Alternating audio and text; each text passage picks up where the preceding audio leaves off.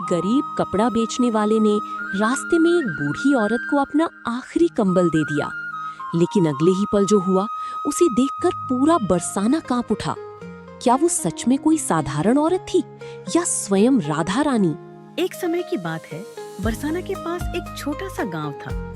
वहाँ माधव नाम का एक गरीब कपड़ा व्यापारी रहता था। उसके पास न कोई बड़ी दुकान थी और न ही महंगे कपड़े। वह रोज सुबह एक पुरानी सी गठरी में कुछ सस्ते कपड़े बांधकर आसपास के गांवों में घूम घूम कर बेचता था। दिन भर की कड़ी मेहनत के बाद भी उसे मुश्किल से 2 वक्त की रोटी नसीब होती थी। लेकिन माधव के जीवन की सबसे बड़ी दौलत उसकी भक्ति थी।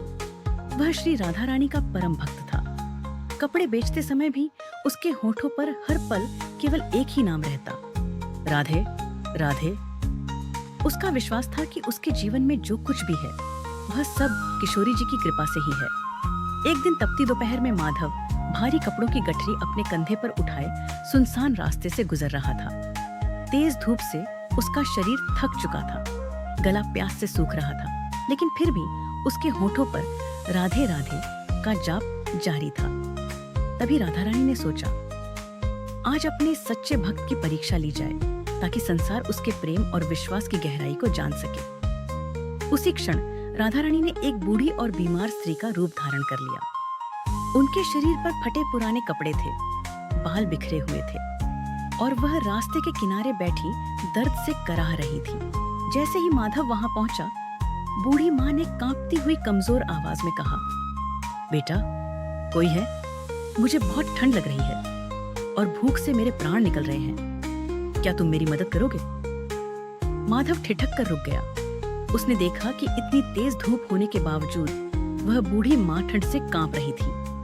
उसकी आंखों में करुणा भर आई। उसके पास खाने के लिए केवल एक ही रोटी थी, जिसे उसने दोपहर के भोजन के लिए बचा कर रखा था, और उसकी गठरी में जो सबसे अच्छा और गर्म कंबल था, वही सबसे महंगा कपड़ा भी था। लेकिन माधव ने एक पल भी नहीं सोचा।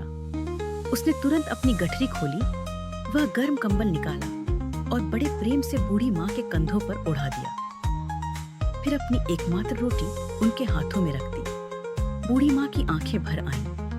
उन्होंने कांपती आवाज में कहा, बेटा तुम तो खुद गरीब लगते हो। इस कपड़े और भोजन के बदले मेरे पास तुम्हें देने के लिए एक फूटी कौड़ी भी नहीं है।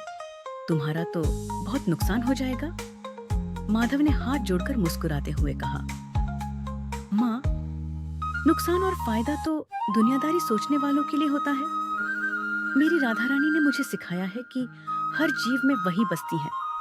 अगर आपकी भूख और ठंड मिट गई तो समझिए मुझे मेरी सबसे बड़ी कमाई मिल गई। पैसों का क्या है, वो तो आते जाते रहते हैं। माधव की निस्वार्थ भक्ति, उसका निर्मल प्रेम और दया देखकर राधा रानी का हृदय भावुक हो उठा। उसकी परीक्षा पूरी हो चुकी थी। अचानक वहां एक अद्भुत चमत्कार हुआ। उस बूढ़ी स्त्री के शरीर से दिव्य प्रकाश निकलने लगा। उनके फटे पुराने वस्त्र गायब हो गए। चारों ओर अलौकिक चमक फैल गई और अगले ही पल वहां स्वयं साक्षात श्री राधा रानी अपने दिव्य स्वरूप में प्रकट हो गई।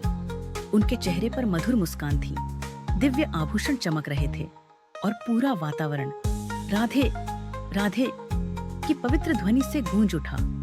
यह दृश्य देखकर माधव स्तब्ध रह गया। उसकी आंखों से आंसू बहने लगे। वह तुरंत राधा रानी के चरणों में गिर पड़ा।